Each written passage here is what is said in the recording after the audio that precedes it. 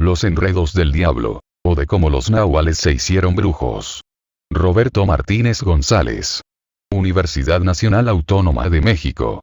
Náhuatl es un término náhuatl que originalmente se usó para designar dos conceptos principales. En primer lugar, este se refiere a una suerte de doble o alter ego animal que se encuentra tan estrechamente unido al destino humano que su muerte tiende a implicar la destrucción de la persona. En segundo, náhuatl alude a cierta clase de especialista ritual caracterizado por su capacidad de cambiar de forma a voluntad. En el otro extremo, bruja es un vocablo del viejo mundo usado para nombrar a una persona que, en virtud de su pacto con el diablo, tiene el poder de dañar a las otras personas y posee un comportamiento antisocial. Como sabemos, la bruja europea y el náhuatl mesoamericano son nociones que originalmente formaban parte de universos conceptuales totalmente diferentes. Y, sin embargo, terminaron por converger bajo una misma imagen durante el proceso colonial mesoamericano. Así pues, la intención principal del presente trabajo será explicar la manera en que el uso del concepto bruja en la evangelización terminó por introducir la brujería europea entre los mesoamericanos. Versiones y perversiones en el encuentro de dos mundos. El proceso de aprendizaje en los seres humanos se basa, en gran parte, en el pensamiento analógico. Es decir que, cuando nos encontramos frente a elementos nuevos y desconocidos, debemos compararlos con todo un conjunto de conceptos ya asimilados y recuerdos de experiencias pasadas a fin de poder aprenderlos en términos de lo ya conocido. De tal suerte que, cuando los españoles llegaron a América, debieron interpretar todos los elementos culturales que acababan de descubrir a partir de su propia visión del mundo. Una visión, heredera del pensamiento medieval, que se fundaba en las explicaciones bíblicas y los aportes de la tradición grecolatina a la cultura occidental. Así, para la Iglesia del siglo XVI, el mundo estaba dividido entre aquellos que tenían la verdadera fe y quienes vivían engañados por el demonio. De este modo, Castañeda afirmaba en 1529 que dos son las iglesias de este mundo. La una es la católica, la otra es la diabólica. La iglesia diabólica es generalmente toda la infidelidad que está fuera de la iglesia católica. Y por esta razón quienes conocían la verdadera fe debían salvar las almas de aquellos que vivían en el error convirtiéndolos al cristianismo.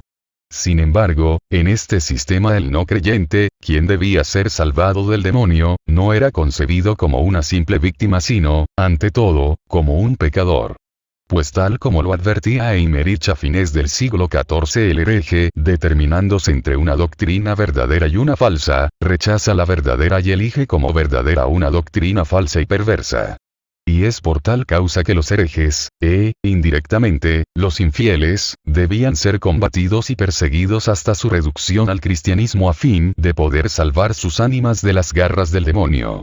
Dentro de tal sistema simbólico Cortés afirmaba en una de sus cartas al rey de España: mi principal intento y motivo es hacer esta guerra y las otras que hiciere, por traer y reducir a los dichos naturales al dicho conocimiento de nuestra santa fe y creencia, y después por los sojuzgar, supeditar debajo del yugo y dominio imperial real de vuestra cesárea majestad. Y es bajo esta misma óptica que los primeros evangelizadores comenzaron a conocer las religiones amerindias, reduciendo todo lo que no era, o no parecía, cristiano, al mismo nivel de superstición y engaño demoníaco. Los dioses prehispánicos fueron generalmente interpretados como demonios, las imágenes religiosas como ídolos y los nahualtín como brujos. De modo que, para comprender la manera en que los españoles veían al náhuatl, será necesario comenzar por definir lo que entendían por brujo. Pues, como lo señala De Pury, elegir una denominación no es imparcial, pues denota la actitud que se adopta ante aquellos a quienes se designa. Así, comenzaremos por definir el imaginario de la bruja europea y el modo en que dicho concepto fue creado y empleado por la Iglesia para combatir a quienes se apartaban del dogma católico. Posteriormente, procuraremos mostrar cómo es que la imagen de la bruja occidental fue usada por los españoles para combatir el nahualismo mesoamericano y cómo es que dichas ideas terminaron por incidir en la conformación de las creencias indígenas contemporáneas. De la bruja al náhuatl. aun cuando el momento exacto en que dio inicio la gran cacería de brujas es todavía difícil de definir, alrededor del siglo XV, parece claro que sus orígenes más remotos se ubican en la persecución de los cátaros de los siglos XIII y XIV, un momento en el que, en la fragmentada Europa, la Iglesia, necesitando afianzar su poderío frente a invasores extranjeros, optó por la purga de todos los grupos que no se apegaban de manera estricta al dogma católico. Pues, es solo a través de la unidad religiosa que se podía hacer frente a la creciente expansión de los árabes. La aparición de discordancias al interior de la propia Iglesia implicaba el riesgo de la pérdida de unidad identitaria frente a un enemigo que cada vez se mostraba más poderoso. Y por consiguiente debía evitarse a toda costa la más mínima disgregación del pensamiento cristiano. Así, es al contacto con los no cristianos y no ortodoxos que el imaginario de la bruja fue originalmente construido como una herramienta conceptual que explicaba y justificaba la necesidad de la extirpación de tales grupos. En otras palabras, la brujería, tal como era pensada por la escolástica, es resultado de la percepción deformada que la Iglesia, y en particular la Inquisición, tenía de las prácticas y creencias no cristianas. Esto se hace particularmente evidente en la descripción de la aquelarre, reunión de brujas, que, en 1494, presentaba el Repertorium Inquisitorum. Sucede que mujeres pérfidas, y pervertidas por Satán, se digan y se crean seducidas por los engaños de los demonios, y declaren que se reúnen, numerosas, en plena noche, con Diana la diosa de los paganos y con Herodíade, y que cabalgando ciertas bestias, atraviesan en el silencio de la noche o el rugido del rayo inmensos espacios, el cielo de varias naciones.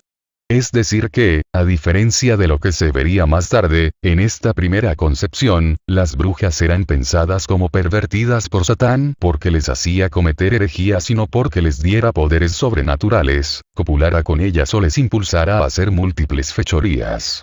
De hecho, según Gary Lacruz, los aquelarres de las brujas representan una primera fase precristiana en la que las reuniones eran presididas por una deidad femenina, Diana en el mundo latino, Holda en el mundo germánico y Mary en el País Vasco. En este sentido, la persecución de mujeres brujas estaría ligada tanto al fortalecimiento de un poder religioso estrictamente masculino, y el consiguiente sometimiento de la mujer, como a la desvaloración y exclusión de las pitonisas y adivinas de la Edad Antigua en el nuevo culto unificado. Sin embargo, esta primera visión no duraría mucho tiempo. Pues, cuanto más se estudiaba la práctica brujeril a través de las herramientas metodológicas de la época, la comparación con los textos bíblicos y los documentos latinos, más se le deformaba y adaptaba las creencias de la clase dominante. Ya que, como es sabido, las autoridades eclesiásticas de la época se perdían en largas disertaciones pseudológicas al interior de un sistema escolástico en el que la coherencia impuesta por las reglas de la argumentación condujo a la construcción de un edificio teórico cada vez más coherente consigo mismo y, al mismo tiempo, más alejado de la realidad. En otras palabras, la imagen escolástica de la bruja es una formulación intelectual que pertenece propiamente a las clases dominantes y educadas, y no a los sectores más modestos de la población, aun cuando las creencias populares en espíritus demoníacos, los incubos y sucubos, las orgías y el canibalismo hayan aportado una parte del material sobre el que tales ideas fueron modeladas. Su formulación completa es producto de los teólogos, los pensadores y los hombres de ley. El lado demoníaco fue cobrando mayor peso en la concepción de la brujería conforme los poderes del diablo iban siendo demostrados como capaces de producir los portentos que las dichas brujas mencionaban. De modo que, para defender la realidad de prodigios, como el vuelo y la transformación, se desarrolló toda una teoría sobre los poderes del demonio. Y es desde entonces, para retomar las palabras de Rodríguez Virgil, que las brujas empezaron a ser considerados como pertenecientes a una congregación o religión alternativa, en la que los fieles ingresaban haciendo acatamiento del demonio con solemne remedo sacrílego del ritual de adoración a Dios, y se generalizó la creencia de que el juramento de fidelidad al diablo habilitaba a quien lo prestaba para ejercitar los que se consideraban poderes brujeriles más característicos, como volar por los aires en escobas, adquirir fuerzas y poderes sobrenaturales mediante untos de niños asesinados, convertir a personas en animales, enfermar y matar a la gente y a los ganados, producir tempestades, granizos y otros males de similar gravedad. Así, la fuente del poder oculto no era ya la fuerza de la palabra, ni la invocación del demonio, ni la ceremonia mágica, sino que aquella proviene de la adoración personal y voluntaria al diablo por parte de la bruja. Hereje y apóstata. Su poder es vicario pero diabólico, adquirido a través de un pacto explícito, personal y directo con el mismísimo Satán, una visión que justificaba y explicaba mejor el odio, el miedo a las brujas, y, en consecuencia, su persecución y exterminio. A medida que pasaba el tiempo, dicha imagen se enriquecía con las declaraciones de aquellos que, bajo los efectos de la tortura, confesaban todos los delitos que los inquisidores les imputaban. Lo más característico de la brujería es, ante todo, su relación con el diablo. Pues, en muchos casos, la escolástica suponía que, en realidad, el brujo carecía de todo poder personal y que los prodigios por él realiza, no eran sino muestras de la intervención directa del diablo. De modo que, estando en presencia de quienes detentaban un cierto poder sobrenatural no derivado de la devoción católica, el inquisidor siempre podía deducir la existencia del pacto diabólico. Y como, a fin de cuentas, se suponía que todos los magos hacían pacto con el diablo, todos los magos debían ser destruidos. En efecto, no solo las acciones nocivas y estereotipadas, como invocar tormentas y granizadas, comer niños, producir la esterilidad de las tierras, enfermar al ganado y las personas, transformar a los hombres en animales, etc., eran susceptibles de ser consideradas como producto del pacto con el demonio, sino también todo aquello, maléfico o benéfico, que pudiera alejarse del más estricto dogma católico. Si el hombre hace algo en que para ver algún bien, o para efectuar algún mal, si las cosas que allí pone y las palabras que allí dice no tienen virtud natural ni sobrenatural para hacer aquel efecto, aquella oración es vana, supersticiosa y diabólica. Cabe notar que, entre las acusaciones más frecuentes referentes a la brujería, figuran actos como buscar tesoros por medio de hechizos, curar con sortilegios, ser partera, leer las manos, deshacer brujerías, sacar demonios, señorear lluvias o tormentas, proteger los campos y cosechas, y otros tantos actos que, a priori, nada tienen que ver con la imagen típica de la aquelarre y la bruja demoníaca. De hecho, llama la atención que, entre los 476 procesos consultados por Gary Lacruz para el periodo de 1496 a 1700, solo 38 de ellos presentan informaciones sobre aquelarres. Ello indica claramente que otras brujerías preocupaban más a los campesinos que aquellas ligadas a los aquelarres. Fue tan presente la idea de la alianza demoníaca que, incluso, se llegó a pensar que un hombre podía tener pacto con el diablo sin siquiera saberlo. Unos tienen pacto oculto cuando, sin renegar ni apostatar ni perder la fe católica a su parecer, tienen y creen y hacen las mismas ceremonias e invocaciones diabólicas. Así, la asociación entre bruja y hereje se volvió tan estrecha que, la imagen de la bruja, que en numerosos aspectos había adquirido una vida propia, podía ser aplicada sin discriminación a todos los herejes y a aquellos que se desviaban de la ortodoxia cristiana. En efecto, hacia fines de la Edad Media ella se aplicaba tanto a los herejes, los magos y los sabios, como a los simples maleficio brujos. En resumen, lo que habría permitido a los españoles reconocer a los brujos no es una actividad particular, como la transformación o el vuelo mágico, sino la simple manifestación de un poder sobrenatural fuera de la esfera del catolicismo. Y es este poder quien habría permitido la identificación del nahuatl con el brujo, ya que tales poderes eran la prueba misma de la existencia de toda una serie de características propias a los adeptos del demonio. Es por esta razón que los diccionarios antiguos no definen el término nahuatl de manera exhaustiva. Pues, una vez dicho que eran nigrománticos, hechiceros, brujos, etc., la simple evocación de la palabra brujo bastaba para completar la imagen mental del personaje con las vastas descripciones del aquelarre. Brujos y nahuales en Nueva España. Aun cuando en las crónicas tempranas observemos que los españoles empleaban los términos brujo, hechicero y nigromántico para designar a una amplia variedad de personajes, como dioses, adivinos, usuarios de alucinógenos y productores de enfermedades, parece ser que, a diferencia de lo que sucedió en Europa, en los primeros años de la época colonial, los supuestos brujos indígenas no fueron sistemáticamente perseguidos por la Inquisición. Y aun en los casos en que fueron juzgados por ella, fueron raras veces ejecutados. Según los procesos de indios, Tlacatecatl y Tlacochcalcatl, acusados de ser brujos, hechiceros y sacerdotes sacrificadores fueron condenados a la flagelación pública, 1 año de reclusión y la prohibición de volver a su pueblo.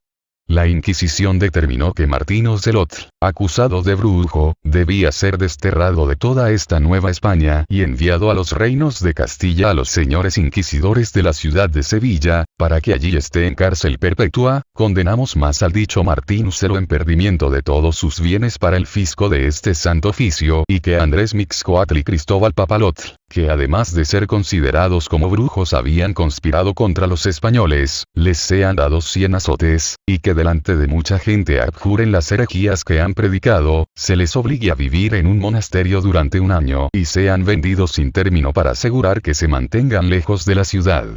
De hecho, entre 1536 y 1543, el único indio ejecutado por la Inquisición fue el cacique de Texcoco, don Carlos Chichimecatecolotl, y fue dicho proceso, junto con los excesos cometidos por la Inquisición en Oaxaca, quien sirvió de pretexto para la destitución de Zumárraga y la posterior promulgación de un edicto papal que prohibía a la Inquisición juzgar a los indígenas.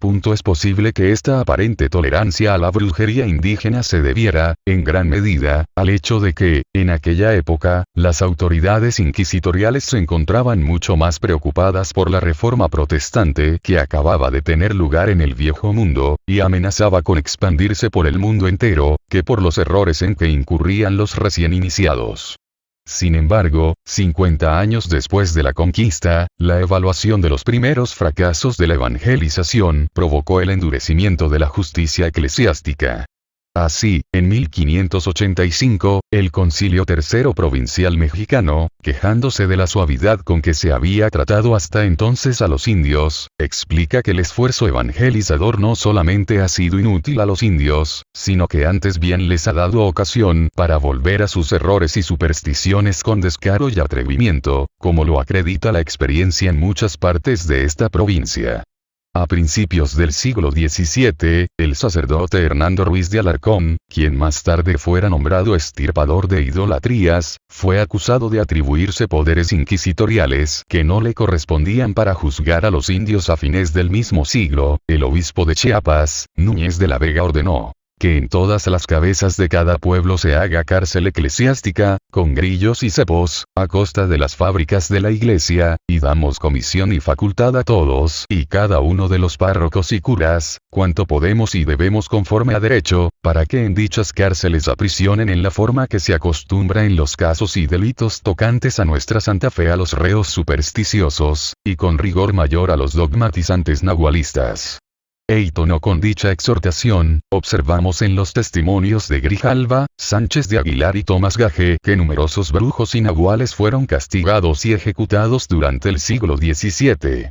Acorde a tales ideas, Ruiz de Alarcón consideraba que era a través de un pacto con el demonio que los padres ligaban al recién nacido con su doble nahualli. Ciudad Real cree reconocer en la figura del Huay, equivalente maya del Nahualli, a los animales familiares de las brujas europeas. Huay familiar que tienen los nigrománticos, brujos o hechiceros, que es algún animal, que por pacto que hacen con el demonio se convierten fantásticamente en él. Y el mal que le sucede a tal animal, le sucede también al brujo del cual es familiar. Por su parte, Núñez de la Vega declara: hay algunos malos cristianos de ambos sexos que, ofuscados con las tinieblas del error, dejan la luz de la verdad, y olvidados de la promesa solemne que hicieron a Dios cuando por el sacrosanto baño del bautismo los llamó al rebaño suyo y gremio de su santa iglesia, no se avergüenzan de seguir la escuela del demonio a quien renunciaron, y ocuparse en artes malas, divinaciones, hechicerías, maleficios, encantos y sortilegios y otras supersticiones para saber cosas venideras y futuras.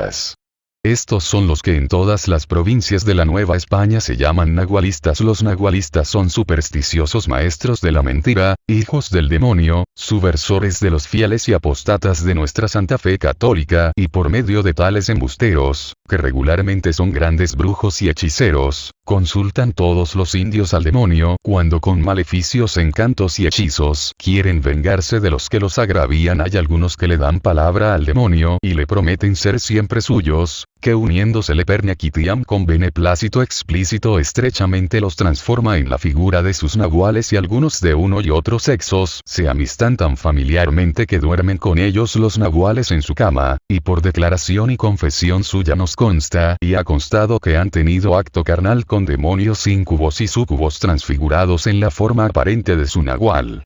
Es interesante notar que, hacia el fin del siglo XVI, Polo de Ondegardo veía igualmente características brujiles en la religiosidad incaica. Otro género de hechiceros había permitidos por los incas en cierta manera, que son como brujos, que toman la figura que quieren y van por el aire en breve tiempo, mucho camino, y ven lo que pasa, hablan con el demonio, el cual les responde en ciertas piedras, o en otras cosas. Estos sirven de adivinos, y de decir lo que pasa en lugares muy remotos, antes que venga o pueda venir la nueva. Algunos dicen que estos usan de ciertas unturas. Al mismo tiempo, la persecución de los brujos indígenas conllevó a un conocimiento más profundo del nahualismo mesoamericano. Pues, no solo es en dicho periodo que se registró por primera vez la creencia en el doble nahualli, sino que también se reconoció la especificidad de la brujería mesoamericana. De todos los casos que he tenido noticia de este género de brujos nahualles, que son diferentes de lo que son las brujas de España. En dicho periodo se registró la creencia en el doble nahualli en Chiapas, Yucatán, Honduras, Guatemala y Zacatecas. De hecho, el término nahual parece haberse vuelto tan popular durante los últimos 2 siglos del periodo colonial que, en 1627, una mujer española llamada Luisa Méndez declaró frente a la Inquisición que una mulata llamada Leonor tenía una culebra debajo de su cama y que no sabe si es nahual o familiar de la dicha Leonor. A la llegada de la Ilustración en Nueva España, las creencias indígenas en general, y el nahualismo en particular, comenzaron a ser pensadas por los grupos dominantes, mestizos y españoles, no como frutos de la inspiración demoníaca, sino como producto de la ignorancia y el atraso en que vivían los indígenas. Al respecto, podemos señalar que, a fines del siglo XVIII, el cura de Magdalena, Chiapas, indicó sobre el nahualismo tales delitos más que por malicia proceden en los indios de ignorancia. Incluso, hoy, entre las clases privilegiadas de la Ciudad de México, nahual se ha convertido en sinónimo de naco, ñero, inculto, vulgar, etc. Siguiendo el mismo orden de ideas, el Diccionario Porrúa de Historia, Biografía y Geografía de México dice: se llama nahual a una persona ignorante o en extremo ruda. Así, la utilización citadina del término nahual parece ser heredera de aquella visión española y mestiza que veía en la cultura indígena un obstáculo para la modernización de la nación. Paralelamente, las ideas cientificistas de la época hicieron que los términos brujo y brujería se vieran reducidos a simples designaciones de prácticas supersticiosas o de superchería. Por consiguiente, tales vocablos terminaron por ser aplicados de manera extensiva a todo tipo de prácticas y especialistas rituales indígenas. Correa, Williams García, Uber y Rus son solo algunos de los autores que han señalado el modo ambiguo en que los mestizos usan la palabra brujo tanto para nombrar a las artes maléficas como a la religiosidad indígena en general. Cabe mencionar que a tales usos del vocablo brujo no han escapado muchos de los antropólogos que se han ocupado de la terapéutica mesoamericana. Entre ellos, podemos citar a León, García Alcaraz y Tremer.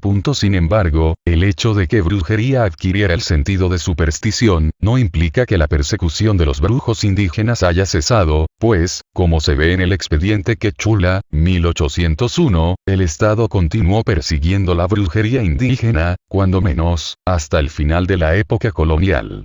La idea de la adoración indígena del demonio, y la necesidad de su combate, parece haberse conservado incluso entre los evangelizadores de mediados del siglo XX. Así, por ejemplo, Beckman, del Instituto Lingüístico de Verano, dice sobre los choles que el diablo es adorado en muchas de sus ceremonias. Para los iluminados por el protestantismo estas ceremonias ya no tienen ningún lugar en sus actividades. Seguido, es necesario proporcionarles sustitutos culturales para las ceremonias indeseables. Y aun en la actualidad, cuando la brujería no es ya considerada como un delito por el Código Penal mexicano, las autoridades por lo general encarcelan a los acusados de brujería, los multan, o bien los comprometen a abandonar sus actividades mediante declaraciones escritas y firmadas. La evangelización brujil. Otro resultado de persecución de los brujos indígenas, tan indeseable como inesperado para los evangelizadores, es que, al tratar de combatir al demonio, la visión escolástica de la brujería terminó por filtrarse en el pensamiento indígena. En el Tratado de Hechicerías y Sortilegios de Olmos y el Prontuario Manual Mexicano de Paredes vemos con claridad que, procurando mostrar a los indígenas la verdadera naturaleza de sus creencias e indicarles lo que no debían hacer, se terminó por equiparar las antiguas nociones de Nahualli y Tlacatecolotl, una categoría empleada para designar un aspecto nocivo y aterrador de los seres y las cosas, a las concepciones europeas de la bruja y el diablo. Y es, probablemente, a partir de esta clase particularmente confusa de discursos que tanto el diablo como la bruja terminaron por integrarse a la cosmovisión mesoamericana. De hecho, encontramos procesos inquisitoriales en los que los indígenas acabaron por confesar, tal vez bajo tortura, su participación en prácticas demoníacas. Leemos en un documento del siglo XVIII sobre una indígena tlaxcalteca, llamada María o Gregoria Borrego, que preguntada si sabe o ha oído que alguna persona sea bruja o hechicera, responde que la misma que declara hace como 6 años que es hechicera, que para iniciarse en la brujería la dicha María Diega la llevó a la orilla del río bajo el pueblo, junto a un carrizal grande, y que allí llamó al demonio el cual salía en figura de negro, otras en traje de hombre español. En el Soconusco, un indígena de apellido Pamplona dijo tener al demonio por nahual. Mientras que, en esta misma región, una mujer indígena de lengua náhuatl, llamada María Sánchez, cuenta que, para iniciarla en la brujería, su padre, Juan Sánchez, la llevó a un cerro y le pidió que se olvidara de la religión católica. Después de esto, vio un bulto como puerco espino, el cual le dijo su padre que era su nahual, a quien había de llamar para las cosas que quisiera y se le ofreciesen, y abrazándose con él, sintió que la levantaba dicho su nahual por el aire, su nahual la transportó a la entrada del cerro, donde vio a una persona a la manera de la que pintan a los pies de San Miguel, es decir, el demonio derrotado, sentado en una silla y con una cola que le llegaba como a los pies. En la actualidad, los nahuas de la Sierra Norte de Puebla llaman al hombre nahualli brujo, maldoso. Sus similares de Guerrero usan la palabra brujo tanto para decir que alguien se metamorfosea para hacer daño a los demás como para indicar que tal persona posee un doble nahualli. En la Huasteca hidalguense, se dice que el brujo es el nahualli, mientras que el centro de Veracruz el término nahual parece haber tomado el sentido de diablo.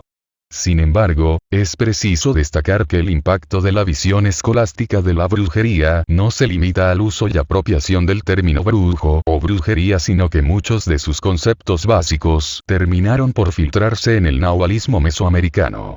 Los nahuas de los alrededores de la ciudad de Puebla consideran que un individuo puede hacerse hombre nahualli gracias a un pacto con el diablo. Los nahuas de Morelos y los mestizos de Catemaco también consideran a este medio como principal fuente de poder sobrenatural para un brujo. Los tzotziles creen que es el diablo quien atribuye el doble nahualli a los seres humanos una vez que el diablo ha colocado los huayigel a las personas comunes, pone 3 cruces atrás de la cabeza porque ahí son recibidos.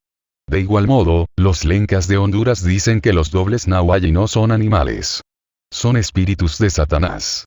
Entre todos los brujos nahualli, ninguno refleja con mayor exactitud el pensamiento de la escolástica europea como el denominado nahualli, Tlahuilpuchtli.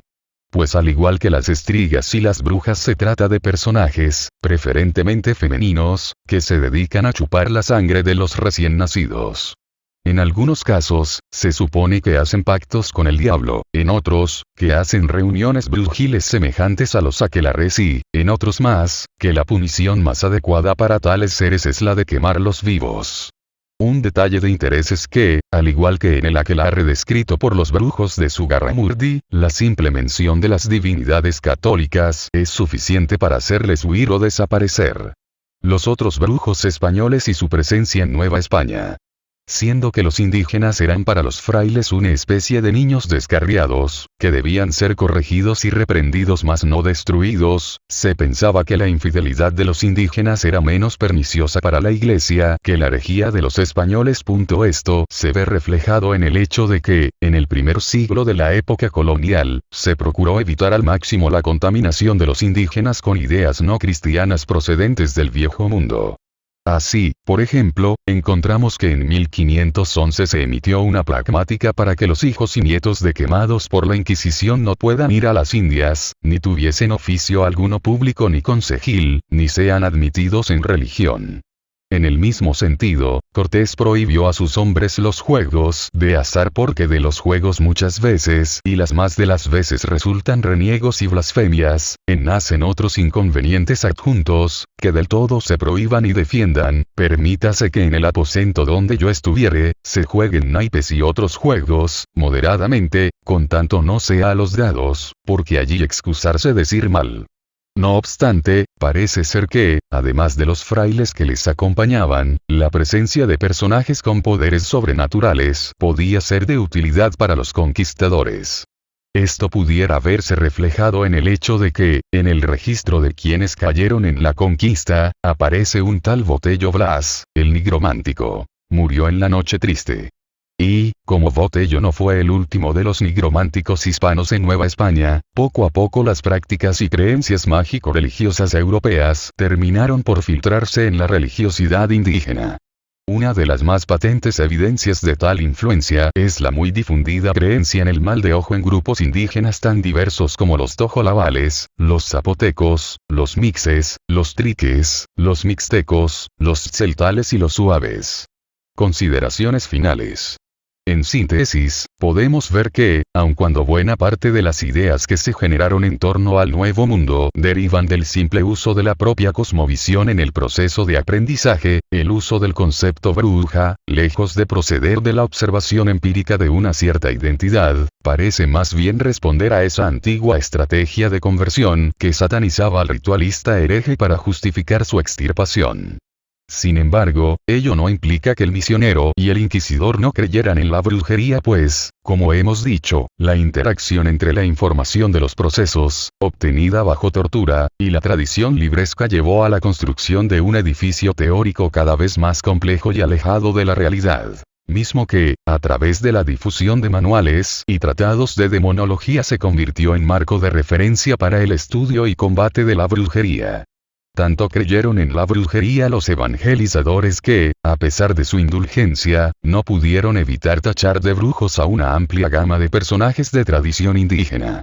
Claro está que, tal como sucedió en el Viejo Mundo, el hecho de que un especialista ritual sea tildado de bruja no deriva de la similitud, sino de la simple manifestación de un poder sobrenatural ajeno al más puro dogma católico. El resto solo consistía en calibrar la herramienta brujil para reducir la más benévola de las actividades al pacto demoníaco. Fue tan fundamental el pacto demoníaco en la concepción de la bruja que incluso se llegó a pensar que alguien tenía amistad con el diablo sin siquiera saberlo. Sin embargo, también hemos dicho que la verdadera persecución de los brujos indígenas no dio inicio sino hasta bien entrada la época colonial, momento en que la imagen demoníaca de la brujería se entremezclara con el verdadero peligro que representaban los especialistas rituales indígenas, la sublevación. En diversos textos de la época, se observa que un profundo conocimiento de la tradición indígena llevó a la homologación de las más diversas creencias mesoamericanas a manifestaciones demoníacas y brujeriles. Al mismo tiempo, la traducción y reducción del pensamiento indígena en términos cosmovisionales europeos llevó a una amplia difusión de los conceptos mesoamericanos, en particular, el de Nahualli, en poblaciones no indígenas. De hecho, los especialistas rituales indígenas fueron tan estigmatizados por la brujería europea que, incluso en la actualidad, se les sigue pensando como peligrosos. En otras palabras, vemos que son el encuentro con el otro y el miedo a que la propia cultura termine por diluirse en la ajena quienes, a modo de barrera cosmovisional, producen la imagen de la bruja. Y es la aparición de un nuevo otro, igualmente amenazante, quien provoca la reactivación de la bruja como mecanismo de defensa. Hacia el final del periodo virreinal, el estereotipo de la bruja, junto a equivalentes indígenas, comenzó a decaer, convirtiéndose una vez más la bruja y el nahualli en sinónimos. Esta vez con el sentido de superstición, superchería o falsa creencia. En fin, la difusión de la visión escolástica de la brujería terminó por hacer que muchos de sus conceptos se integraran al nahualismo, adoptando en ocasiones nahualli tanto el sentido de brujo como el de diablo y demonio familiar. La degradación de la brujería también afectó el contenido del concepto nahual. Pues, en boca de algunos citadinos, este terminó por significar inculto, carente de estilo, vulgar, etc. En otras palabras, la aplicación del concepto bruja al nahualli y la incorporación del segundo a la cosmovisión mestiza occidental, han provocado que nahualli acabe por ser lo que en él se haya querido ver. Queriendo combatir la brujería en Mesoamericana, los españoles, y después los mestizos, terminaron por introducirla a la cosmovisión indígena. Ello sin abordar el tema del impacto que, en el pensamiento indígena, pudieron tener los verdaderos ritualistas heréticos que se infiltraron en el Nuevo Mundo durante el proceso colonial. Siguiendo con lo propuesto en un trabajo anterior, consideramos pertinente no conformarnos con hablar del sincretismo entre estos dos personajes, sino identificar los diferentes procesos simbólicos que intervinieron en el encuentro de las figuras de la bruja y el nahualli. Hemos podido identificar los siguientes. Incorporación por analogía. Es a través de la comparación con elementos culturales propios que un elemento exógeno, como los dioses, imágenes y ritualistas mesoamericanos, puede ser aprendido e incorporado a la cosmovisión de un grupo, en este caso el hispano posmedieval. Reducción. Una amplia variedad de especialistas rituales europeos y americanos son unidos y homogeneizados bajo la muy estereotipada imagen de la bruja. Adición.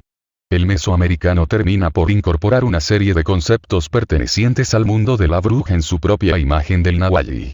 Esto sucede igualmente en el caso de aquellas creencias pertenecientes a los ritualistas heréticos europeos que terminaron por infiltrarse en las poblaciones del Nuevo Mundo. Erosión. Con la llegada de la Ilustración a Nueva España, se produce una pérdida de significado en el concepto bruja que conduce al reemplazo del significado original por un simple remanente. En este caso, el sentido de superchería o superstición. Pues, aunque esta idea sí estaba presente en su formulación original, se ha perdido en gran medida su vinculación con lo demoníaco. Siendo que ya se había establecido con anterioridad la identidad entre ambas figuras, este proceso termina por afectar igualmente al nahualli y transferirle igualmente esa connotación de engaño, charlatanería e ignorancia. Retroalimentación. La creencia exógena es empleada para ratificar o ampliar las propias ideas del mundo. En este caso, las figuras del nahualli y el huay son empleadas para reactualizar el discurso sobre los animales familiares y el pacto demoníaco.